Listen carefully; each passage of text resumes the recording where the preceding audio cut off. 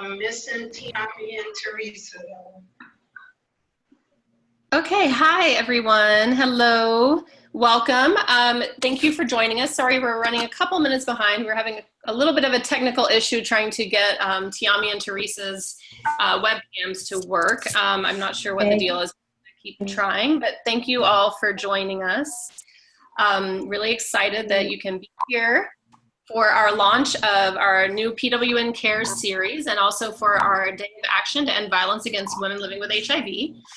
So as you've probably seen from the many emails and social media posts, we're doing these things simultaneously because the first video in our series is about healthy relationships and intimate partner violence and the intersection with HIV and also with structural factors that lead to violence against women living with and vulnerable to HIV. So we're really looking forward to this conversation today with everyone who's here and with our panelists. And so as you can see, we've got Vanita Ray with us. We've got Tiami Luckett and Teresa Sullivan, and unfortunately you can't see their faces yet. I'm hoping we figure out the technical difficulties with that. And we've got Ashley Sly from the National Network to End Domestic Violence. And so these are going to be our panelists, and all of you will be able to ask questions. You're going to be using the Q&A box to ask questions. So if you look down at the bottom of your screen, there's a little black panel, and you should see a Q&A box. So you should be able to use that to ask questions. I see Chris has found it. And so if you, I think you may also, I have a presenter's view, so I'm not sure that I have all the same tools down here that you have, but you might have something that says raise hand. And if you do that, if at some point you would rather speak as opposed to typing in the Q&A box, if you raise your hand, okay, Nana says that you do have raised hand. So if you would rather speak than use the chat box or the Q&A box, you can raise your hand and I can promote you to panelists so that you can speak. However, I do want to kind of keep, because we want it to be quiet enough for everyone to hear, we're not going to have everyone talking at the same time. So thank you all for being here. So let's go ahead. I would like to go ahead and start by introducing you to the panelists, and then we're going to watch the video, and then we're going to have the conversation about it. So everyone will be invited to join. And so I'd actually just like for the panelists to introduce themselves and just tell us quickly a little bit about themselves for folks who may not know them. Vanita, would you like to start? Hi, everybody. My name is Vanita Ray, of course. I'm in Houston, Texas here. I work for a federally qualified health center called Legacy Community Health.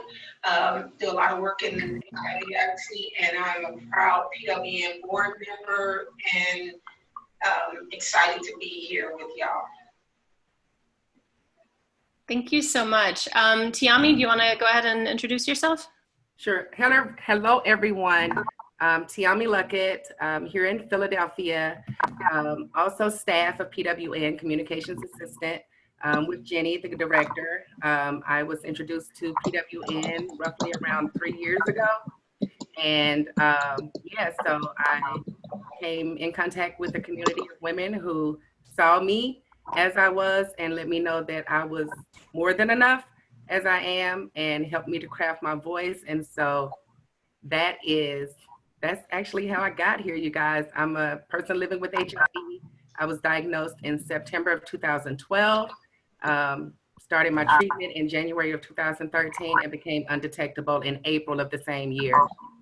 And I made a promise to my higher power at that time that if I got on the other side of this diagnosis, that I would promote as much awareness as I could possibly muster about HIV transmission, prevention, and all of those things. So that's why I'm here.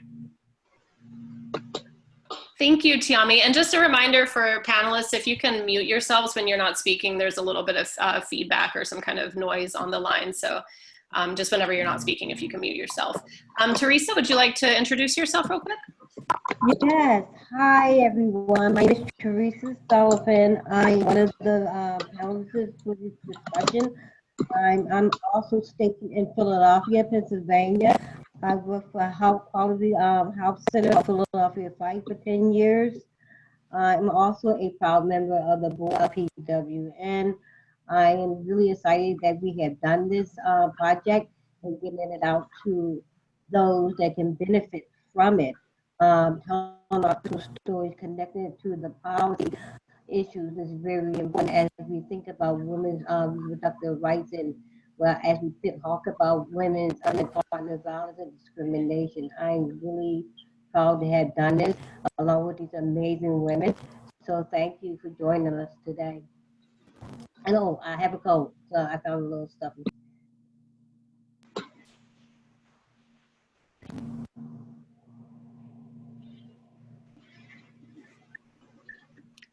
Okay, wait. Did you say you said you had a quote, Teresa? I'm sorry, I didn't catch that at the end. Yeah, I have a cold. I found a little Oh, stuffy. oh, sorry. I thought you said you had a quote. I thought I was waiting for you to share a quote. Sorry. No. Thank you, Teresa. And then Ashley, can you introduce yourself? Hi, everyone. Thank you so much, Jenny, for inviting me to be a part of this. I'm really looking forward to this conversation, hearing from you all. I am Ashley Sly with the National Network to End Domestic Violence as the Senior Specialist and Team Lead of our Transitional Housing project, as well as the Project Manager of the Positively Safe Project, which looks at the intersection of domestic violence and HIV. I've been at NEDV for about 7.5 years now, working on housing as well as our HIV project pretty much since the start.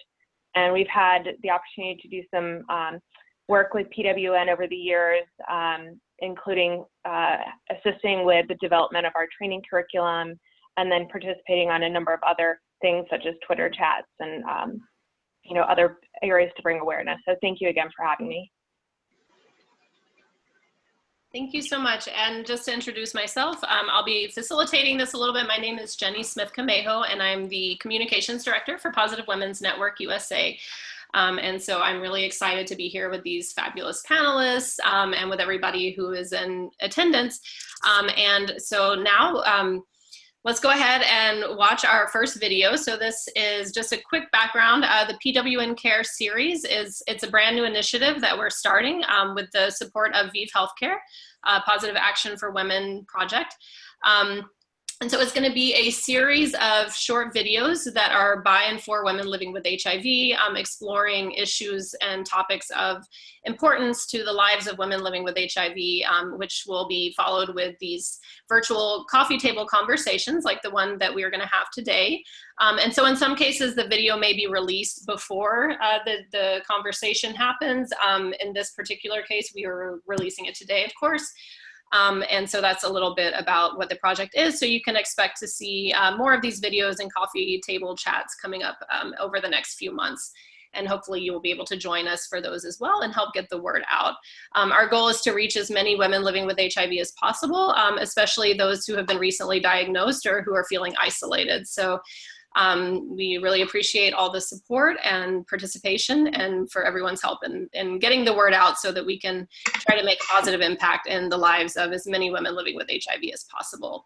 And so without further ado, let's go ahead and watch our stars in action. I am going to share my screen and you should all be able to see the video at that point. Here we go. And start over from the beginning. And if all of our panelists could mute themselves while we do this, just in case there's any kind of background noise, I would appreciate it. I'm confused.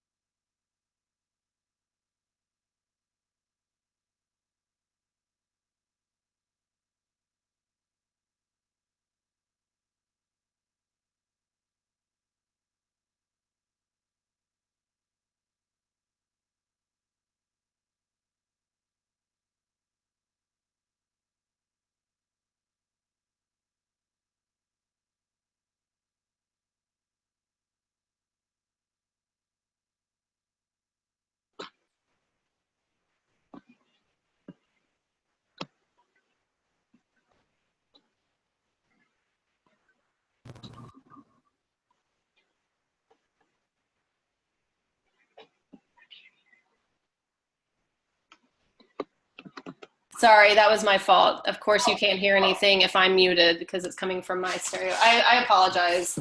Let's start this over. Thank you all for letting me know. Okay, everybody else should be muted. I should not. All right, let's start it over. Sorry about that. It should be better.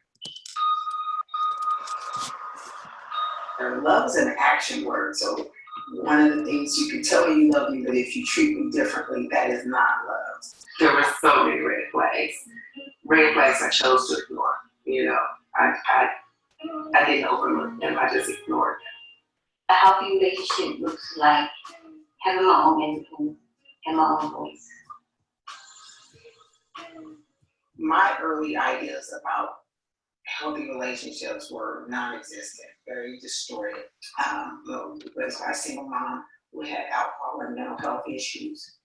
And so to me, love was kind of emotional blackmail. You know, you love her, but she treats you bad. So I didn't really have a really good concept of love. It felt like weakness. It didn't feel safe.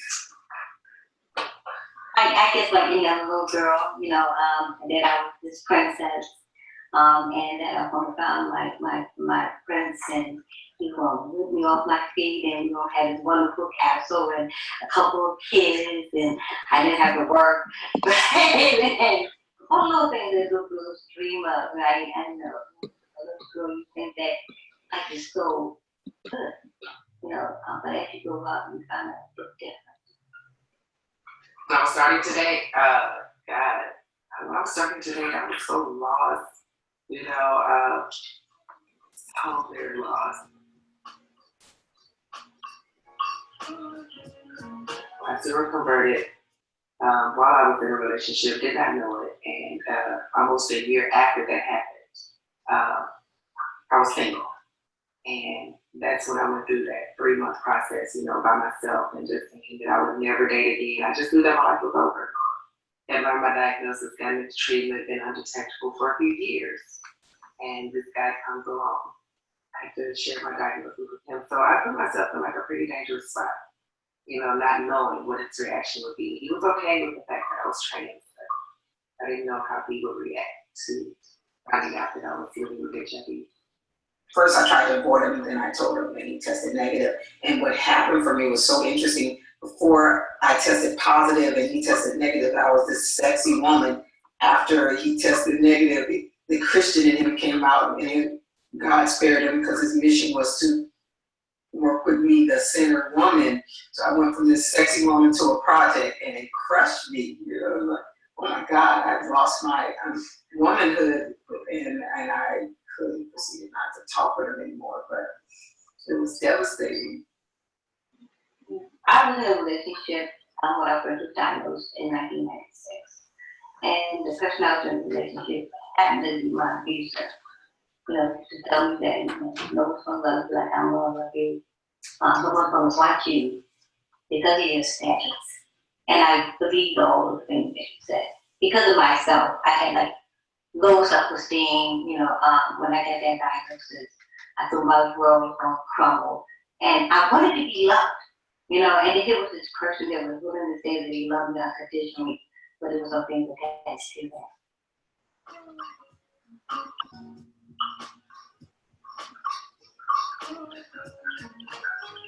I met my daughter's father when I was 13 or something, and he was abusive, and I stayed with him till I was 28. The first time I was hit at 17 was a sign, and it came out of the blue, and I did not go. We both used drugs together, and when I got about 27, I decided to get sober. And even though I wanted to be with him because I didn't know any other way, it wasn't good. It was just familiar. I realized one night to stay with him, and I had to stay in the world of drugs and alcohol because he was still using. And that was kind of the final straw. I did not want to live like that anymore. I wanted to show my daughter something different. And I called AA, I'm sure, and said I needed help. And I began to go to 12-step meetings. It took a long time to finally allow myself to be vulnerable with these people and let them help me. And they showed me what love was. They showed me love was power. They showed me that surrender was not weakness, and eventually supported me through going back to school, raising my daughter, and everything. I just didn't know how much help I really needed.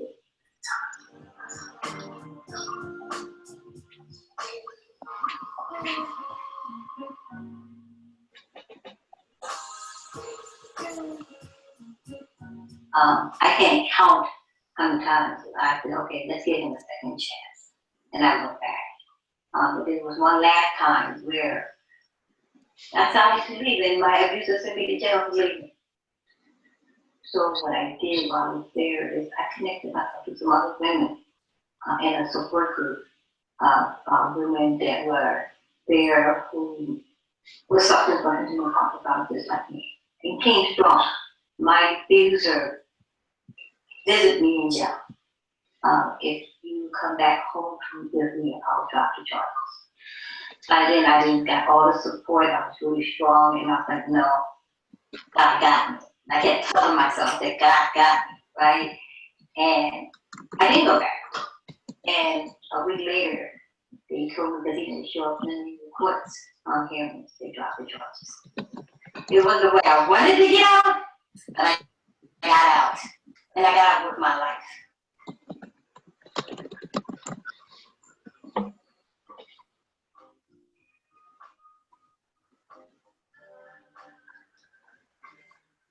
The lying, what are you doing?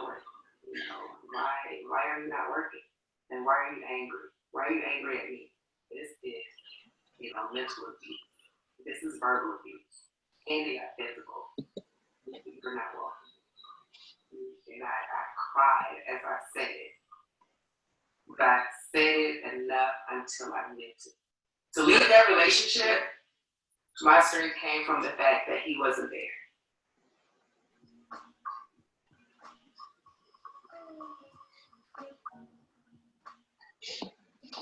I didn't know at the time that no one else could heal what was hurt, what was wrong. Yoga led me back to the light. It was the beginning of the shift from darkness. In the beginning, it was the breathing, the breath is everything. And I began to visualize who I wanted to be. I began to think I can be healthy, and my T cells doubled. Everything changed.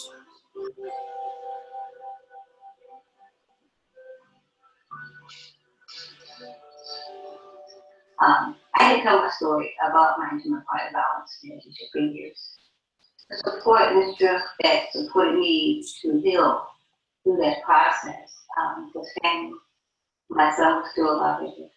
His door was always open. Connect myself to PWN. A healthy relationship looks like having my own independence and my own goals. Mutual respect. Absolutely trust, mutual respect, communication.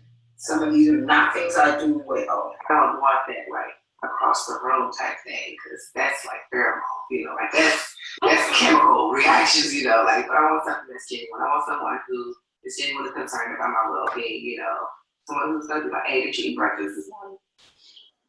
Have you eaten?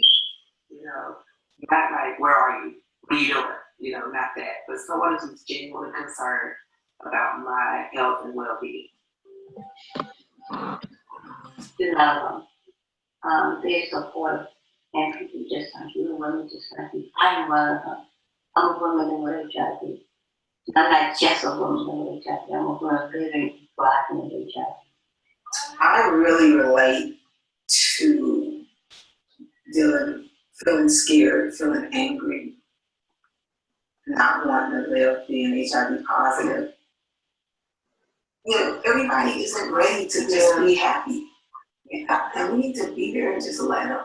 And when you're ready, you got you.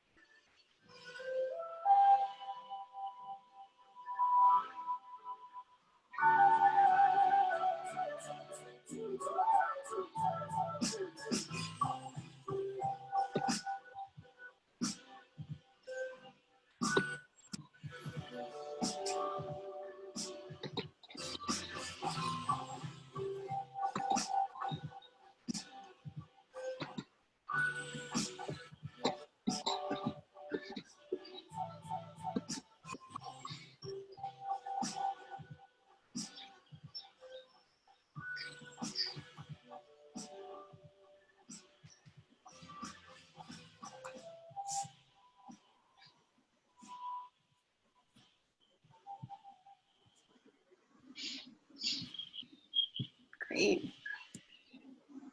I want to give a round of applause to our amazing women who are movie stars who were so gracious and generous in sharing their stories and themselves in this. I really want to thank you all for that's not an easy thing to do.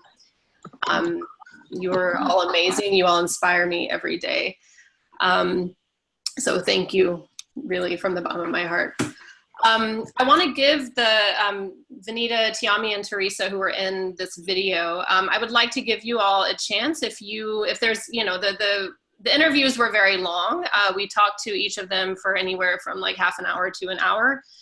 So there were definitely, bits and pieces that were taken for this video. So I would love to give the opportunity to our panelists if, there's anything of their story that they would like to add or explain or clarify or any kind of commentary on what was in the video. We can start with that, and then we'll start taking some questions from folks. So Vanita, Tiami, Teresa, is there anything that you would like to say about what was in the video or what was not in the video? Tiami, trying to collect myself.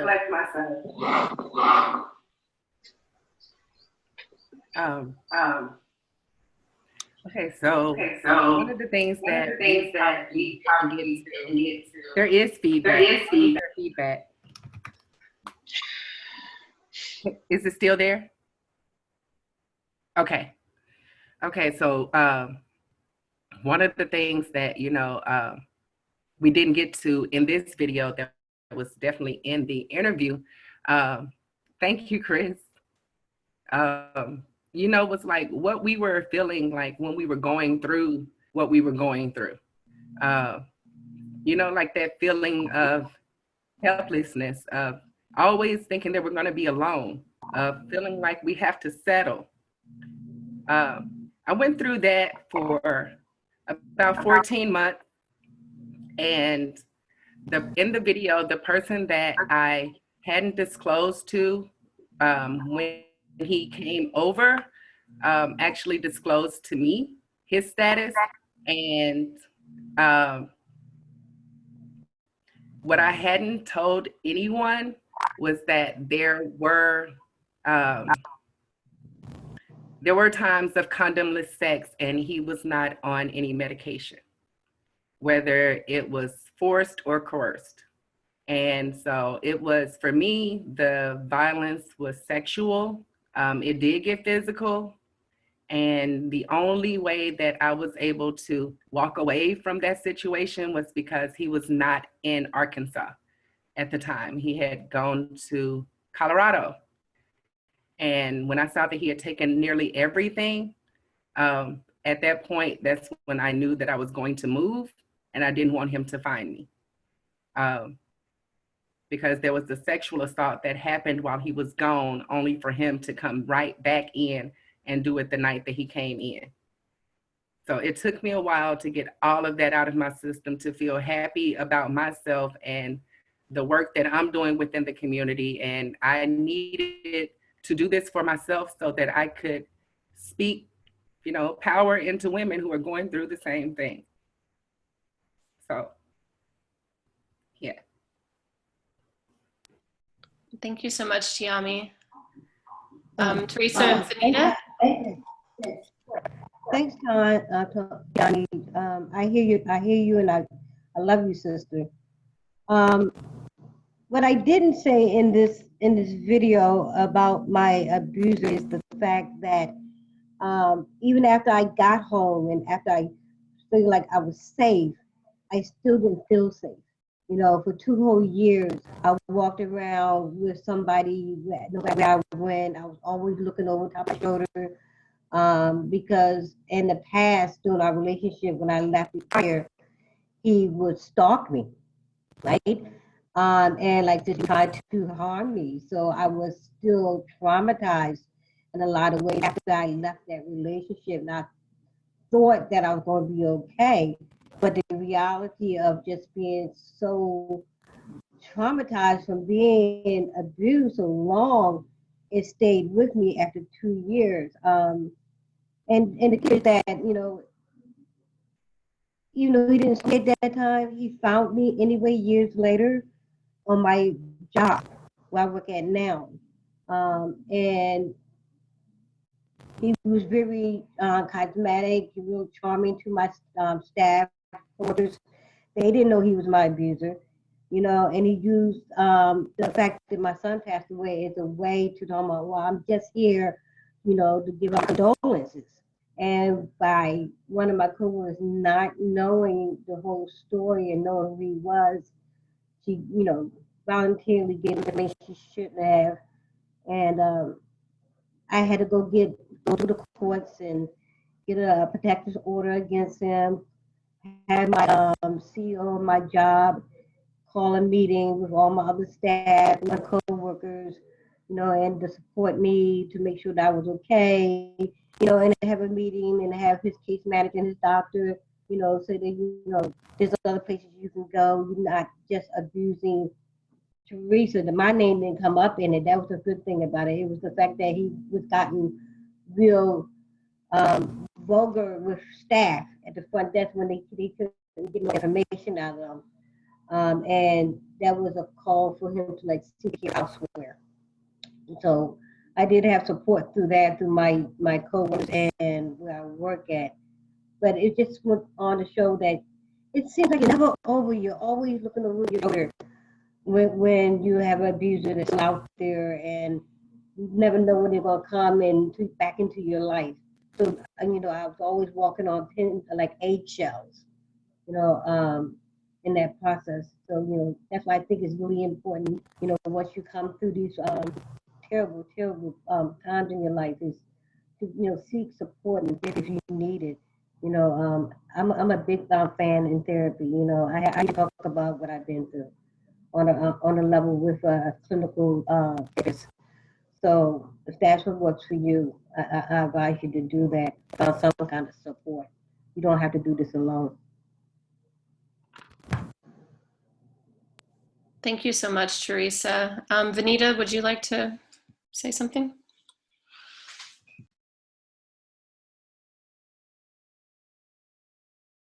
Okay. You know, first of all, I guess I want to say I have mad love and respect for my co-panelists.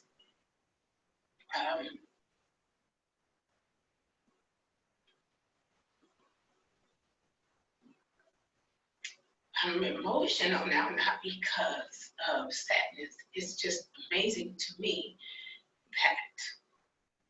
that the pain and all that could be a source of strength and a bond for us to do incredible things. Watching it is still like, whoa, you know, and I have to say, the little girl that grew up to become this person now had low self-esteem before HIV. I felt unloved, not woman enough. Someone wrote the book on womanhood and girlhood, and I didn't know it, tomboyish, and the things that in life that just happened as a result of just being a teenage mom and the circumstances I grew up in. And then later, HIV just compounded an already fragile person who thought I could pretend and stuff my way through life, pretending. And HIV was the straw that broke the camel's back that made me have to stop. And took me a minute to, I used to think, oh, I want my life before. Well, these were going on. The things I allowed people to do to me in the relationships were a result of something internal that, because I talk now, because I share, because you guys are here, doesn't happen today.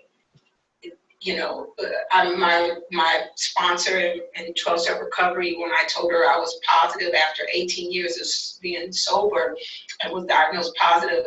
And I said, you know, one day I'm gonna share my story, it's gonna help somebody. And after 7 years of darkness and not wanting to talk, she reminded me of that. And I was like, I was totally faking shit. I did not plan on ever sharing this story.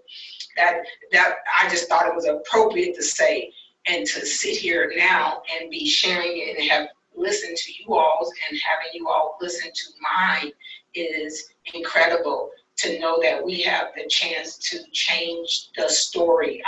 That daughter I had at 16 years old is now 44 and is this vibrant, beautiful woman that's not ashamed of her mom or whatever. It's just incredible. So I say to you, wherever you start at, it don't have to be your finish. And, you know, I understand the pain, and I'm just still amazed to even be here sharing this story in a job, in a place, and doing something so personal to me. And I thank you guys for allowing me to be here.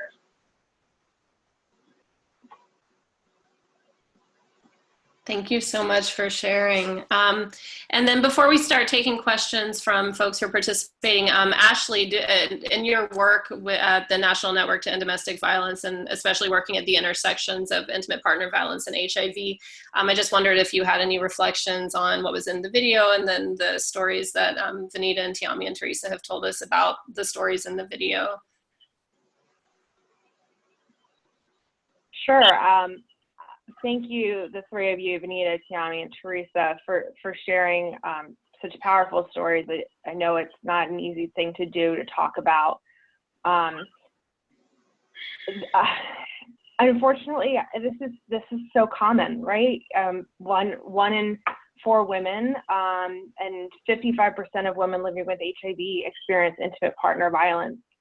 You know, while the tactics to maintain power over another individual may look the same, the impact it has on each person is so different and so personal. So, you know, in the work that we do across both the domestic violence, anti-violence fields, and HIV movements is how we can be a support to each other, acknowledge the pain that so many women have gone through, and how their status has been used against them so often as well. So yeah, I appreciate so much of what they had to say, and how, you know, again, how common it is and unfortunate it is that we're continuing to have these conversations, but we have to bring awareness and tell other women, other survivors, that there are other people that can support them. There are places that can provide you the assistance. You know, we know that it takes a survivor on average 7 times to leave. But when they are ready to leave, we have to be prepared to support them with what they decide they need. They're the expert in their life. So what can we do to make their situation better and help them along?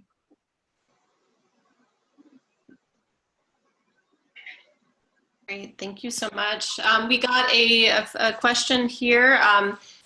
How can we as women work toward keeping this in the front of the picture? I think she means to show more emphasis on IPV. Self-stigma is painful for women and young girls across America. What can we do to like keep this sort of a topic of conversation and keep working on it?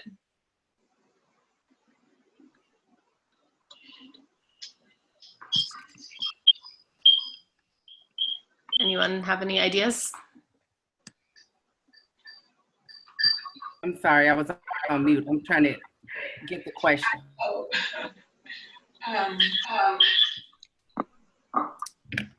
The question is how we can, I think how we can kind of keep the issue of IPV and HIV sort of front and center to kind of help, it sounds like to help women and young girls who feel a sense of self-stigma that maybe makes them more vulnerable to IPV. Okay. Well, I do think that this grant that came out of VIVE is a great start. It is definitely starting the conversation, but what we don't need to do is let the conversation fizzle out. There is so much that happens in our lives as women, right? But we have to keep talking about it. I agree with you, Sarah, one of the panel, Sarah, I agree with you. We have to keep talking about it. We know that stuff is going to keep coming up. Stuff is going to take our attention away, but we have to be mindful of the fact that there are women out there who are still suffering in silence. They're still suffering in silence. They are still packing on the makeup to hide bruises. They are still wearing turtlenecks to hide bruises on their necks. They're wearing long sleeves to hide bruises on their bodies. Like, we have to be mindful of that fact. That wasn't my situation, but still, mine was traumatic enough to where I actually needed to talk to somebody. You know, I'm speaking to, you know, my Black women. You know, we take a lot on. We take a lot on, you know, and we don't have time to take care of ourselves. We don't even make time to care for ourselves because we're always trying to make sure that everyone else is okay. So when we feel like everyone else has forgotten about us, we have to take that initiative. We have to take the initiative and do what is best for us, you know, and what is best for us is to stick together.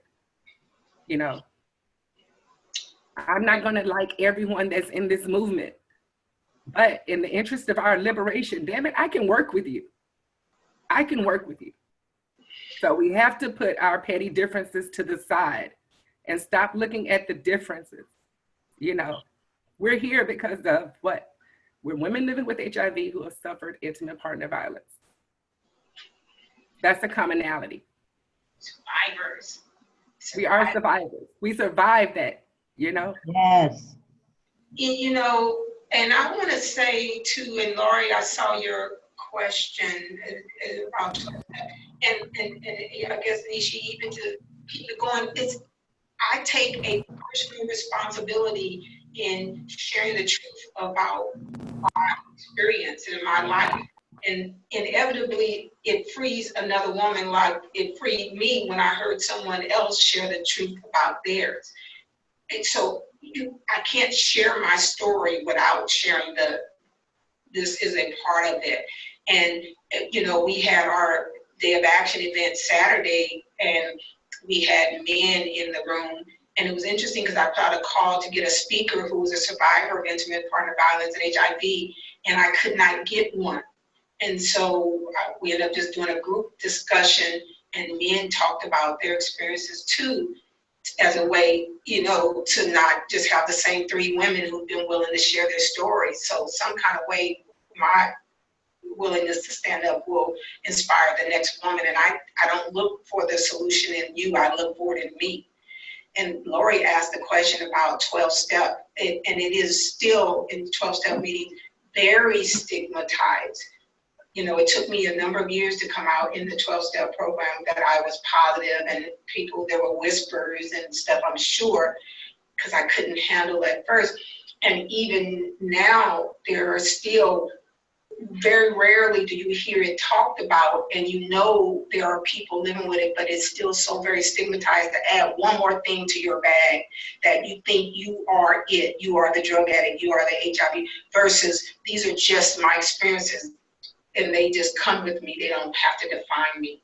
So it is more people give each other the courage to stand up, and unfortunately in 12-step it's still not as prevalent. For me to find a room, I had to go to the gay club here at Lambda, and there's one HIV and AA meeting, and I would go there every night at 6:30 and listen to me and the rest of the guys, they call themselves my girls, talk about this. And it's what gave me the courage to step outside of that room and talk about it. Yeah, so this is Teresa. You make a good point about connecting the dots when we talk about stigma.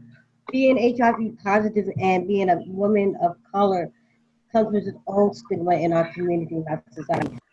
And on top of that, the intimate partner violence stigma that the woman or the person who's being hurt feels and can't tell anybody, or can't stay in that relationship for so long because of the stigma.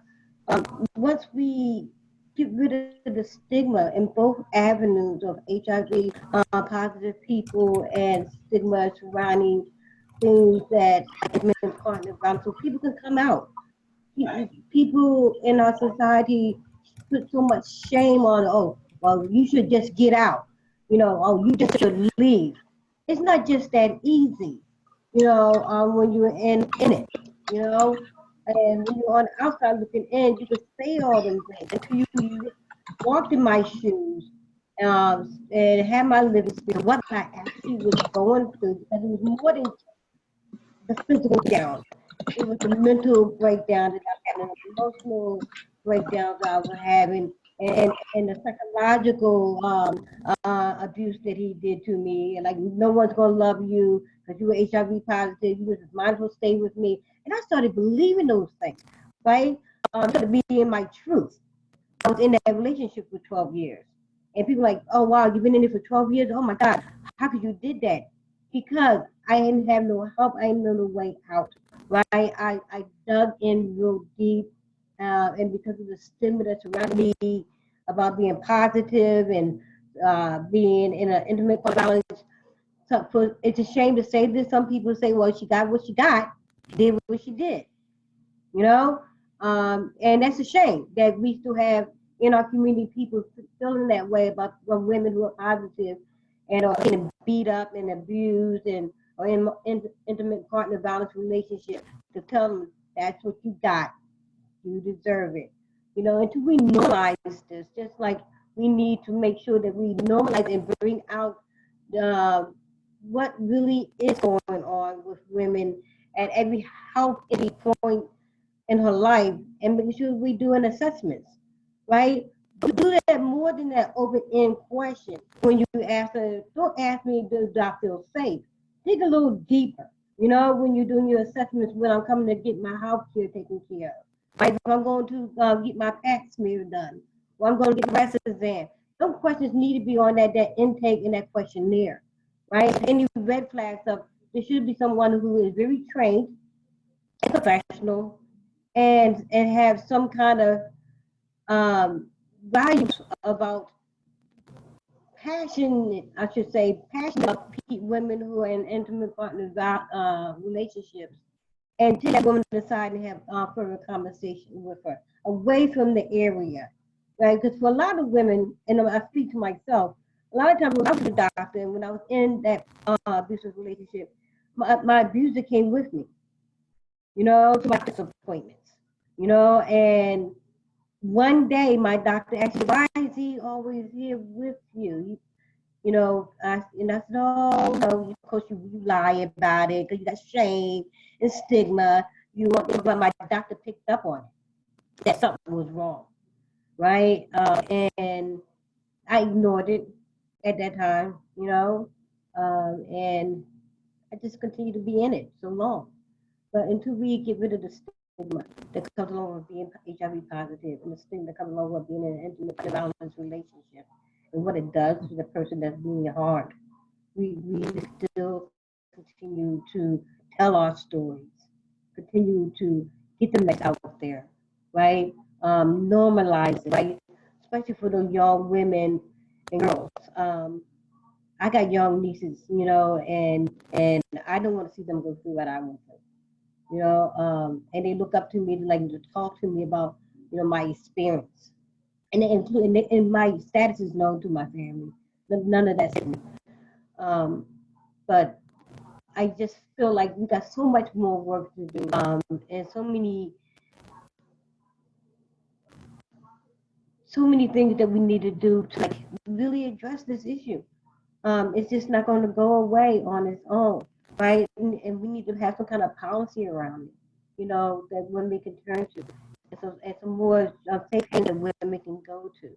A lot of women stay in it because they don't know where to go, right? A lot of women stay in it because they don't want to take their children to some little ranky-dink shelter, right? You know, so women need a decent place to go and feel safe. You know, that the abuser can't find them. So those are the things that we need to do, and so much more. Thank you so much, Teresa. I saw Stacy had raised her hand. Stacy, I'm going to unmute you if you wanted to ask a question. It wasn't so necessarily that I wanted to ask a question, but instead just to make a comment on it. At the age of 17, I, you know, just remembering going back to as early as the age of 17 and being in a relationship where it was just totally violence every day, and being afraid and it not being so easy to just walk away and get out because, you know, I was being threatened from every end. You know, I could not leave the house. I was locked inside of my own mind. And I was a prisoner inside of my own mind and inside of my own heart at a young age. And so I got to the point where I started looking for acceptance once I got my diagnosis of being HIV positive at the age of 20. And so I was looking for acceptance. So I was willing to accept anything. It did not matter how mean or how nasty that man was to me, because I was still looking for that acceptance. And I was told, well, I beat you because I love you. And it was embedded into my head and embedded into my mind. And so I started believing that. So what we have to do is we have to break away from those chains and break away from that abuse. But it starts with us. It starts from the inside out.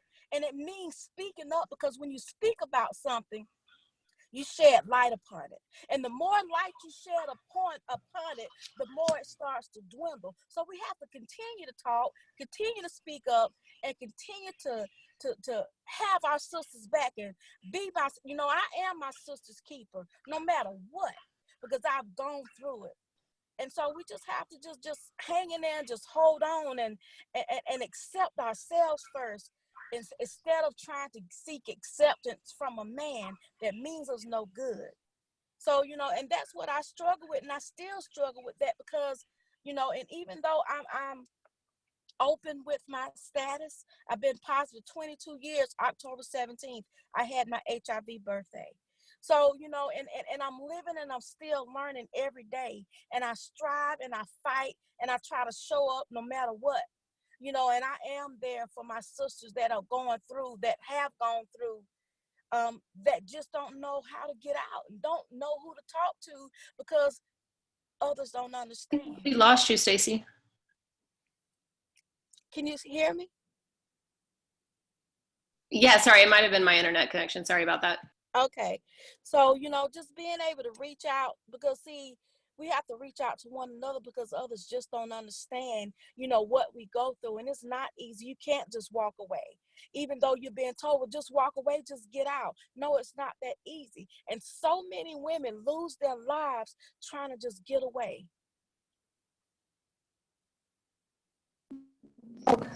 Thanks, Stacy, for that. I just want to comment and just follow up on that comment about getting out and saying you're leaving to your abuser.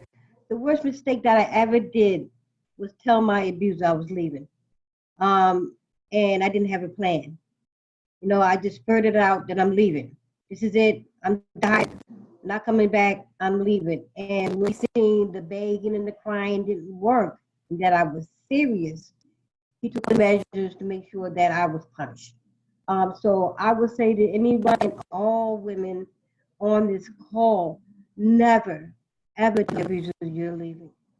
Have a plan, talk to other people.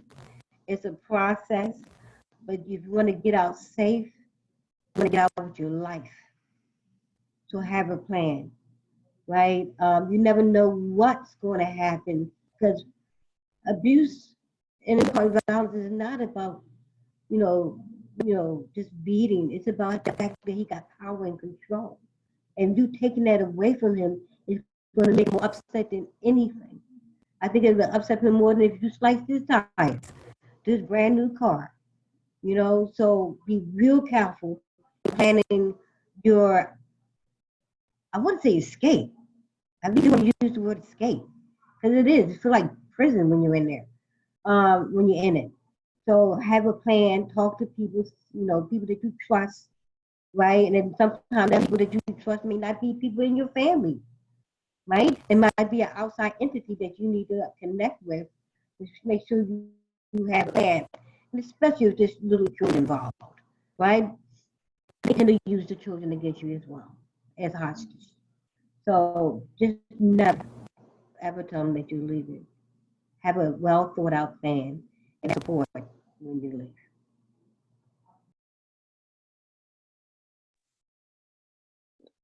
Thanks for that, Teresa. I just wanted to reflect on what Teresa just, just said.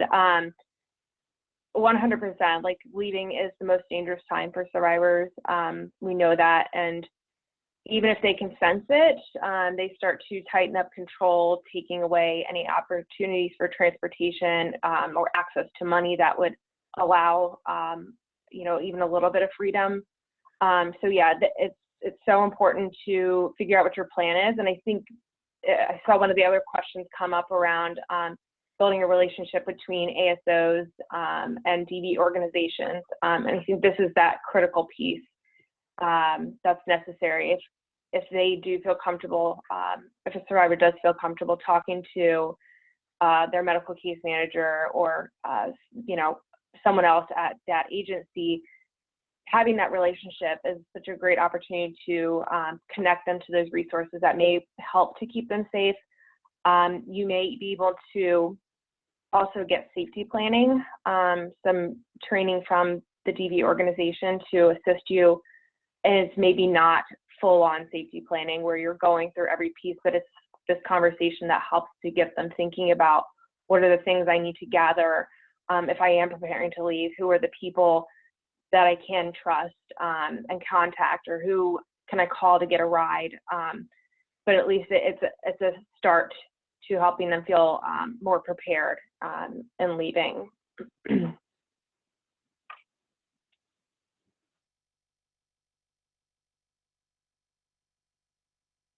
I just put a question in the chat box because this was a big issue that came up in our session Saturday, and clearly always come up, you know, because we like to say, why won't she leave? Or how do,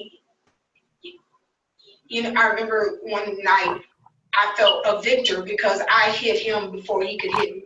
Now, that was not victory, but for people standing on the sidelines watching that, you know, who either tried to rescue me and when I wouldn't go, left me, or me trying to be that support to someone else, what is the right mix of how do I love you and support you even though you're not there yet, because we know it takes what it takes. And that was an interesting question, and I'm just throwing it out because I remember I jumped in to support a woman who was fighting her husband, and then he ended up turning on me, and it was all because of just the emotional charge of the situation. And I don't know what's the proper mix of how do you support them, and we have to watch you go through this, but and yet be here when you're ready to go. And even if it takes 5 to 10 attempts, right? And our family gets tired and things like that, because that's what happened to me, and I just want to throw it out to others. When I finally did go, there wasn't a lot of people who supported me because they were tired of me going back and forth.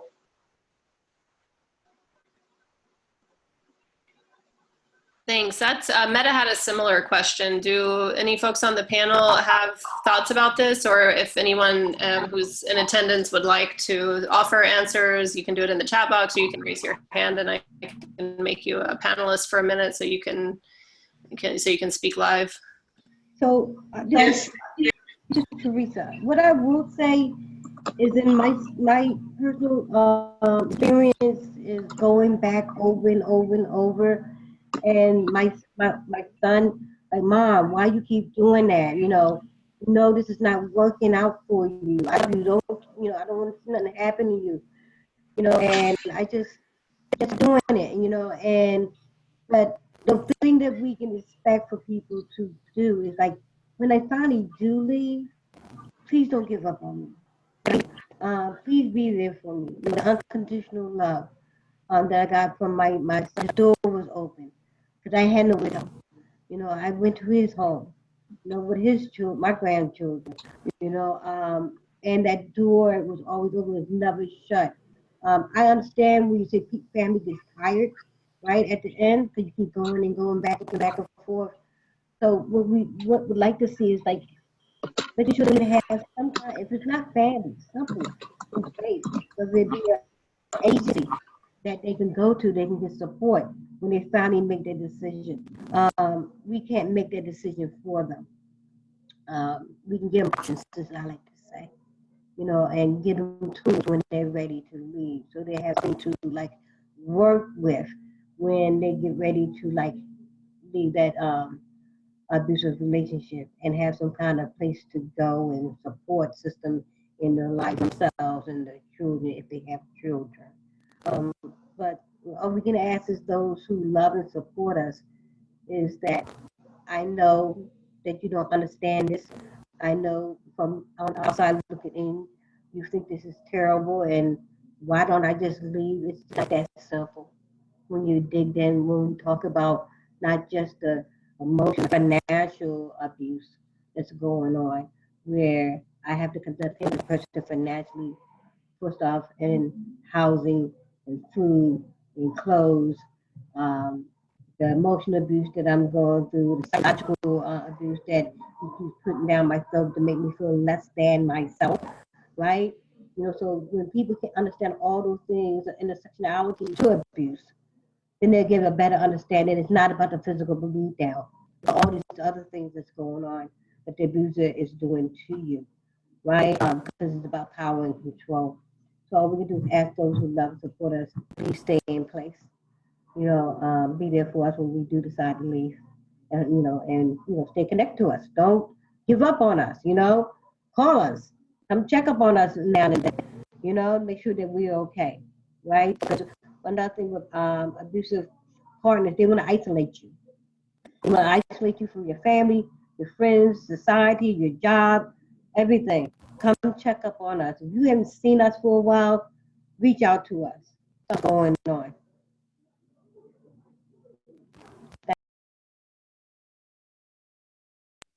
Thank you, Teresa. I think Tiffany wanted to, Tiffany, I have promoted you to a panel, so you can ask your question. I'm going to unmute you now, okay? Whoops, sorry, you're unmuted. Oh, okay. Hi, can you hear me? Yep. Hi, Tiffany. Hi. So, this is, well, as I'm like watching you guys, I'm also communicating to my youth initiative people. And one thing that really came up and something that I thought of, another one thought of, is being positive. We often feel as if we carry most of the responsibility.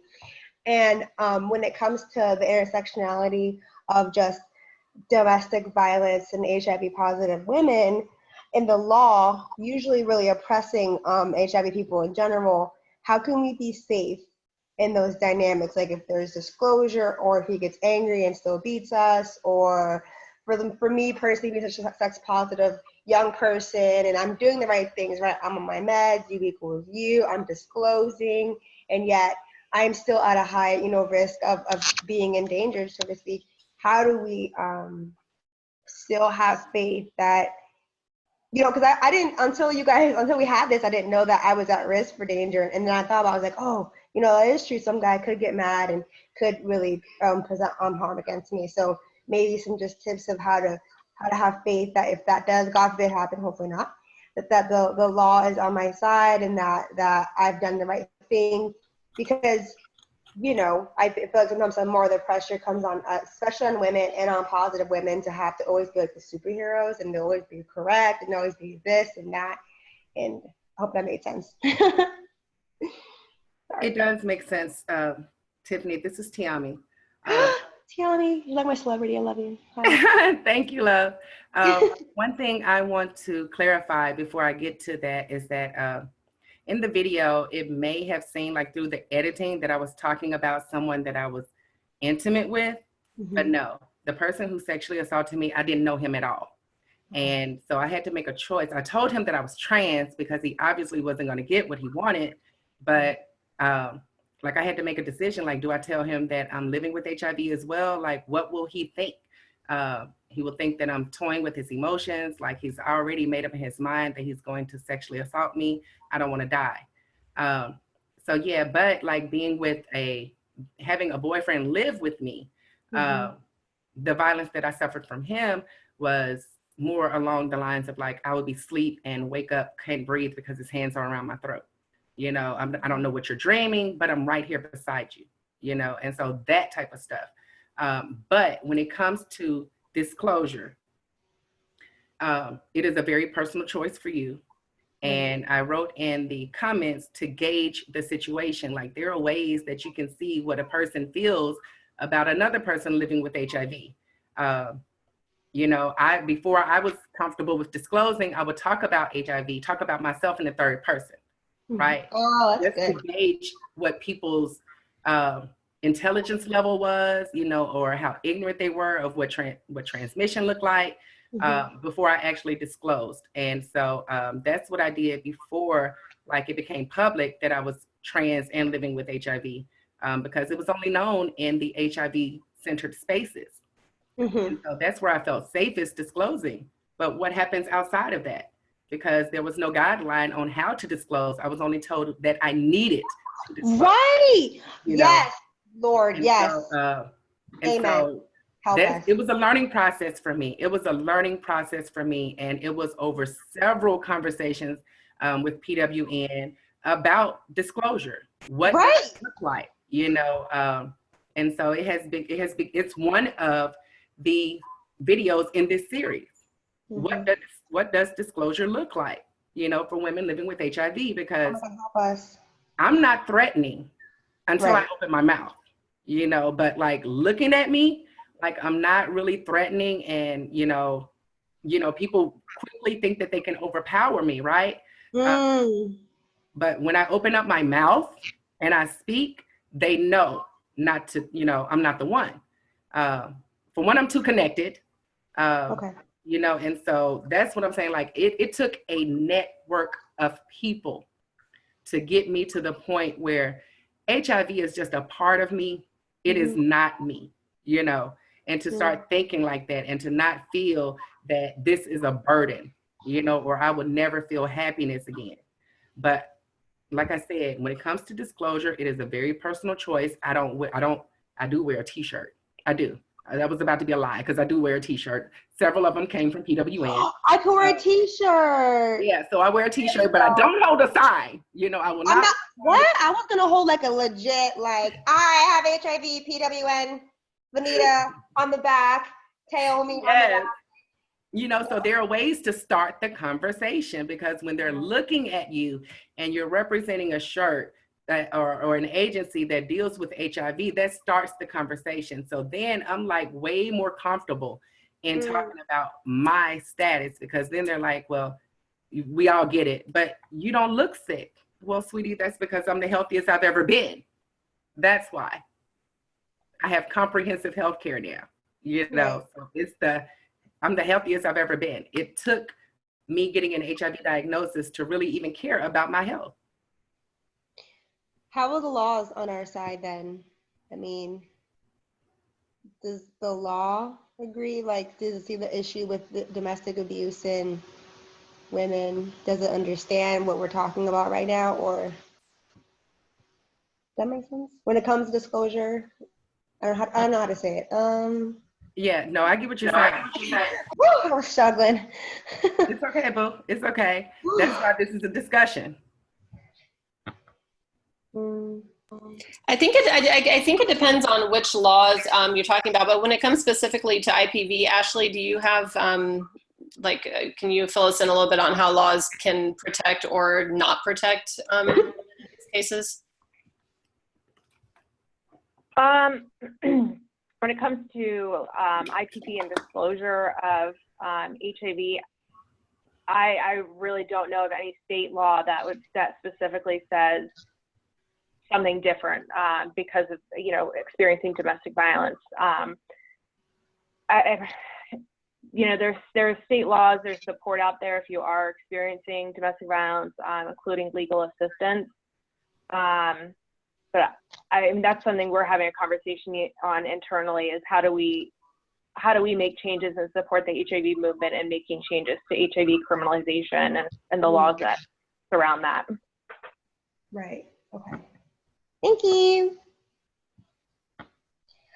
That's all I had. Thanks. Nana can add to Here, I'm making Nana a panelist so she can, there's Nana. Okay, I'm unmuting you, Nana.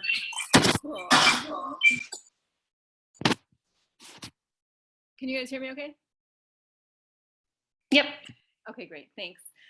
Yeah, I think these questions are really important. I appreciate appreciate you for bringing them up, Tiffany, because I think there are lots of ways in which, unfortunately, the law fails women facing violence, and that's part of what we're seeing, you know, play out right now in the media with the Me Too campaign and everything. Like, there are women of all, you know, regardless of HIV status and regardless of sort of like class and race privilege and lots of things, and including women of trans experience who experience violence, suffer from violence, and don't have access to sort of like legal recourse really in any kind of significant way. And also when you know, we can't always trust the courts to protect us, unfortunately, or law enforcement to protect us, unfortunately. And that's particularly true for women of color, for women of trans experience, for immigrant women. You know, right now we have we have undocumented women fearing even interacting with any kinds of legal systems. And so I think that, unfortunately, you know, not to be sort of like creating any hysteria about it, but I think that we just have to be mindful that sometimes law enforcement and the police and the courts are not that helpful to us in this fight. And also that when we go to the courts or law enforcement to protect us, sometimes we place ourselves at risk for other things, like custody battles or like public disclosure of our HIV status that could be risky to us as well. And another thing that can be risky is laws that criminalize HIV exposure, non-disclosure, and transmission, which are on the books in over 30 states. And so the hard part about those laws is that in most cases, it's not that somebody has to be able to prove you didn't disclose in order to prosecute you. They may or may not win in court, but they can still have you prosecuted. And just going through that process can really mess up your life in lots of different ways, you know, from having your status publicly disclosed to having your, you know, picture in the media, or just having to interact with the court system. So I think I think part of what we definitely want to be thinking about is always working towards decriminalizing HIV at the state level. And we have a lot of resources and ways you can plug into that work, but also for women with HIV to just, you know, think about where you can get the best kind of support for yourselves on a day-to-day basis. If this is an issue that you are facing or worried about, you know, sometimes partners may threaten to prosecute us or to publicly disclose our HIV status in order to keep us from leaving a relationship. And that is a form of violence, whether they're actually abusive towards us or not, like in a physical way. Threatening to disclose your HIV status is a form of abuse. And so, you know, if for people looking for resources around that, I really encourage you to talk to other women living with HIV, to talk to service providers, both in the HIV community and the domestic violence community. I think the work that's happening at the National Network to End Domestic Violence to kind of build capacity across HIV and domestic violence providers is so important, because unfortunately, HIV providers may not always be trained in domestic violence, you know, provision of services, approaches, and screening, and the same with DV providers. So sometimes, unfortunately, sometimes when you go to a domestic violence provider seeking support, if they don't really know about HIV and criminalization laws, for example, they might say, oh, you know, you should do X, Y, Z, and it may have like legal implications that could be risky. So I just encourage you to try to, you know, get the support you can. And I think our panelists can probably provide a lot more information on that. And if anybody is in that situation, you can always contact PWN as well. Thank you so much, Nana. I'd like to ask the panel this question from Angel. So she's saying, when leaving a way of life, how do you make a safety plan? She runs into past sex partners who use her status to destroy the work that she's trying to do now that she's, you know, working on advocating, and she says she can never relax. She's always afraid. What are ways to make that transition easier? I know it's a hard question, but if folks have thoughts.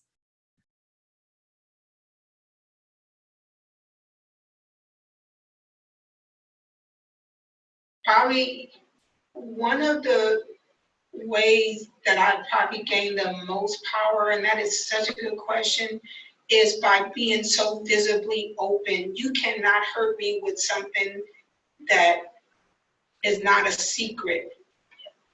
When I went public in 2011, after 8 years of silence and depression and shame, I felt invisible that whole time. When I went public, for me, and I so appreciate Tiami and everybody's discussion of disclosure is so personal. But for me, when I became more visible, you didn't have anything to hold over me anymore.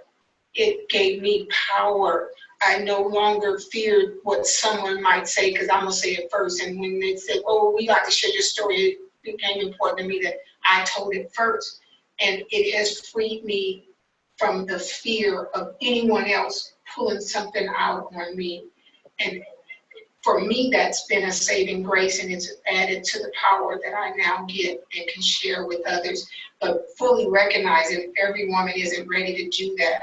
But that walking on pin needles and cushions, I just couldn't do anymore. I didn't want to live that way. Being secret out of shame is one thing. Secrecy because of need to know is a total other one. And freedom from shame is where I'm at. I agree. You know, like I said, okay, but first of all, I want to say to Angel that the exit strategy was like, and from what I gathered, the exit strategy was like to leave that abusive relationship. Make sure that you have things set in motion, right? Even if it, I mean, for me, it was, he was gone. He was gone. But I had actually left another relationship while this guy was at work. So I was still in the city, but he did not know where I was. And then I ended up in a different state, right? But yes, in the times that he was going to work, I knew that it wasn't going to work. I started calling the people that I knew I could trust in the area, because at the time I couldn't leave the state, but I needed to leave where I was. And I needed to know that he would not come to where I was, and he didn't. And then I came to Philly. Yeah, so just to clarify, you know, that even in being as public as we are, we still run across people who are ignorant. I see it a lot on some of my sister's YouTube pages, right? Where they are promoting awareness and education about what has happened to them and try to prevent it from happening to someone else. And then you have people who are just downright nasty to them. I actually lost friends after my status became public. So that just let me know that they weren't there for me, right? But much to what Benita said, the moment I owned it, they had no power over me. Nothing. They have no power over the fact that I'm trans, I'm living with HIV, I was a sex worker, I was addicted, I've had a history of incarceration. None of that matters. Why? Because it's Tiami that captures the room, telling the truth and standing in my truth. Not everyone can do that. Is it easy? Never. It's never easy. It's not easy doing this right now, but it's necessary. It is absolutely vital that not one of us gets left behind. It is absolutely vital. So I take the good with the bad. When it's too much bad, I pull away, I take care of myself, right? But the work is gonna continue. If anyone expects for me to do a lot of it, they're lying to themselves, because I have to take care of me too. So that's why it is so important to foster leadership within this community. You know, whatever that looks like, whatever amount of time it takes. I was kind of pushed out front when my status became public, but I was strong enough to deal with it. You know, I've been a loner mostly all my life. So if people didn't want to talk to me, I didn't care. But now I can't get people to not talk to me. So, you know, because I walk in my truth, and they honor that. They honor that. So I lead by example, and I make sure to bring someone with me, at least one to bring with me, so that in the event that I can't be somewhere, they're already prepared. That's what we do. We empower each other. I will never wait for a man to make me feel good about myself. Ever. Because all they're saying is the outside. That's it. That's all they're saying is the outside. It's us who tend to see spiritually who it is that we're looking at. Men are more physical. Thanks, Tiami. Okay, I think we have time for a couple more questions. I've got a couple here in the box. So Nana is asking, some of you talked about the shame of being in a violent or abusive relationship. Can you talk about what helped you to acknowledge it was happening and to reach out to others for help? Well, I didn't reach out. Or did you reach out to, no? No, I didn't reach out for help. And I wasn't naive. Okay, I wasn't naive. I knew that this wasn't love. This simply was not love. I knew that. But at the time, I didn't want to be alone. And so when enough was enough, I started voicing that we're not good together. We are not good together. Like, I wanted to be there for you. I thought you wanted to be there for me, but we're not good together. This has to end. It has to end, because why would I wake up with your hands around my throat? Why is it that I can't tell you not to walk up on me when it appears that you're threatening? And if I try to stop you, again, your hands are around my throat. Like, where's this violence coming from? Where is it coming from? So I was never naive about what was going on. It's just that I couldn't physically say the words that I can't be with you anymore, or I want you to leave. And so when a job opportunity came up for him to actually leave, that's when I found the strength to say, no, you cannot come back. But it was that wanting to feel loved that kept me trapped.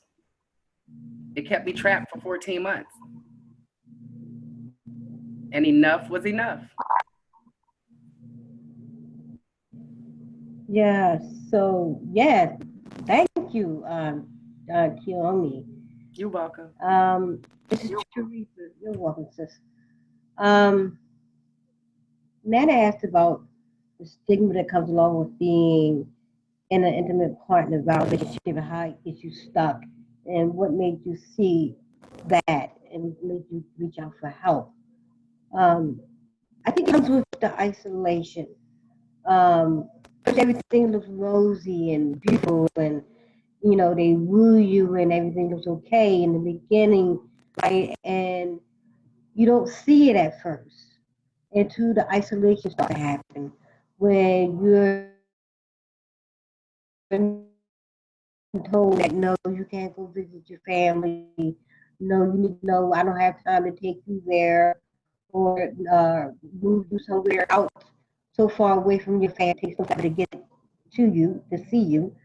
And you start seeing the shame of, like, even letting your family know that this is the beginning of some red flags, right?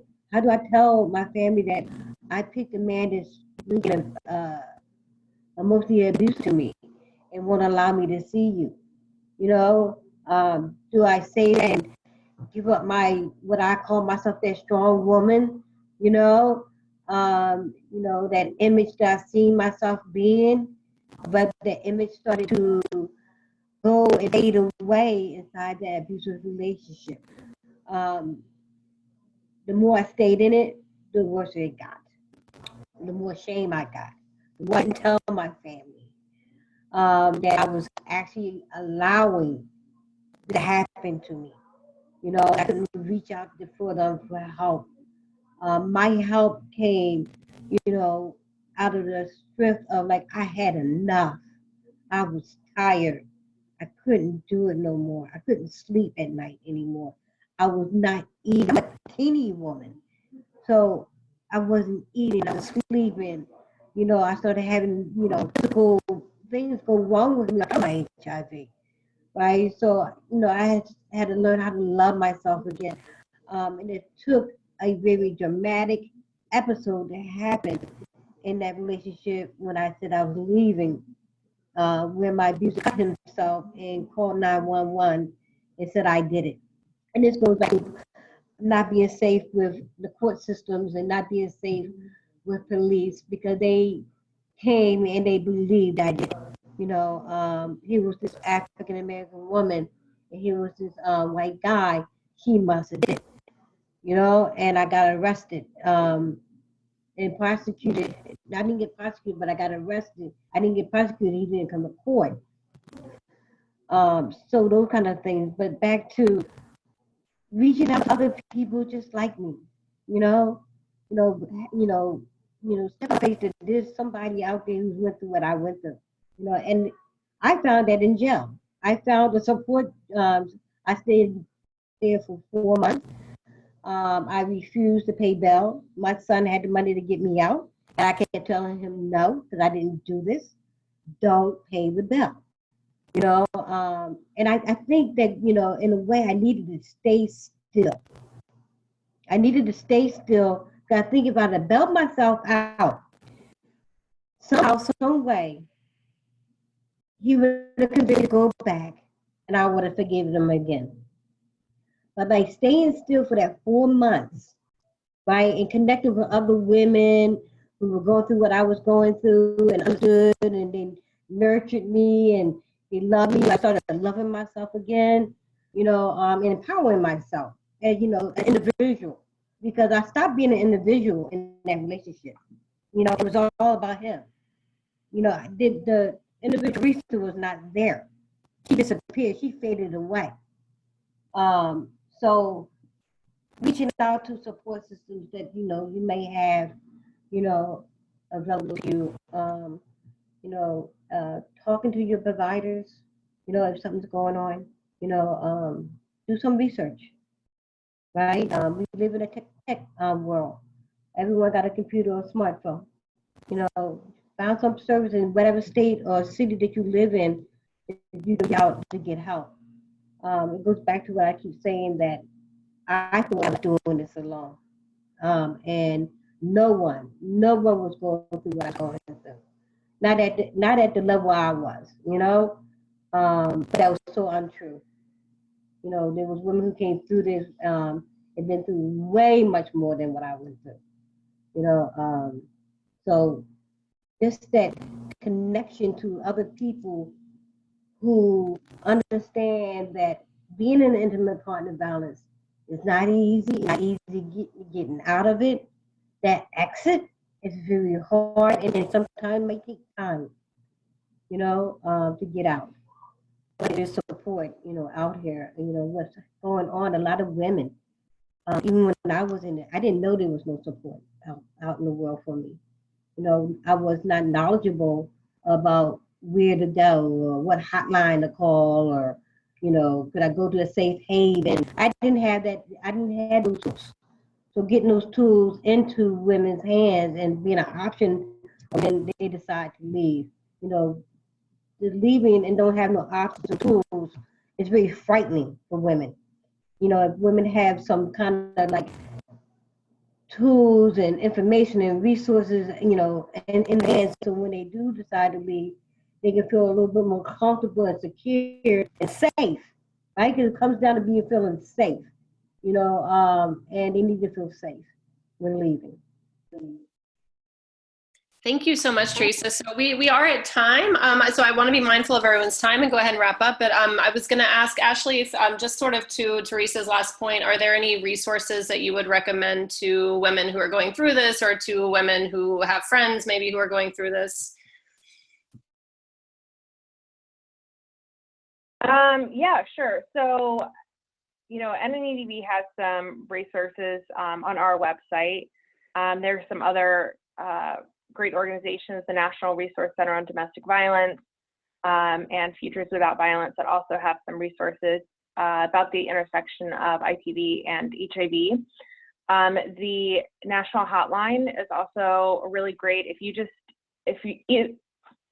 doesn't even have to be you that's experiencing this. If you need to call someone and talk about what you can do to be supportive, their advocates there can do that. They also have some resources and connections as well, and they can always connect you to the program in your area. And I say that in saying that, how important it is to have connection between the HIV field and the domestic violence, sexual assault fields. So when these things are coming up, it's not just one person you can reach out to, that other people are trained on this intersection and are able to support those that are experiencing this, their family and their friends through this process. Thank you so much. And just to quickly address Nishi's question, she said about talking to HRSA about putting in place funding for CBO and ASOs for continued training or intervention programs. I know that PWN has for years advocated for trauma-informed care for women. I know that National Network to End Domestic Violence is also working on training, both the HIV side and the DV side to, address these intersections more effectively. So it is something we're working on. We're obviously not in the best political climate for getting funding for anything at this point, as you probably know. But it's something that we will obviously continue to advocate around. And we certainly, if you're not already involved with Positive Women's Network, we definitely invite you to get involved with us. You can go to our website, pwn-usa.org. I will be sending an email to everyone who was on the webinar with some resources and follow-up information. And you can certainly feel free to get in touch with me if you're looking for ways to plug in with us. So I want to thank our panelists so much for your time, for sharing your stories, for sharing your resources and your experience.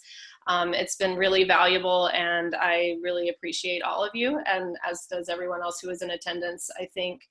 And since we're a little past time, we will go ahead and wrap up. But thank you so much to everyone who was on. Thank you to our panelists. And yeah, help spread the word, keep the conversation going.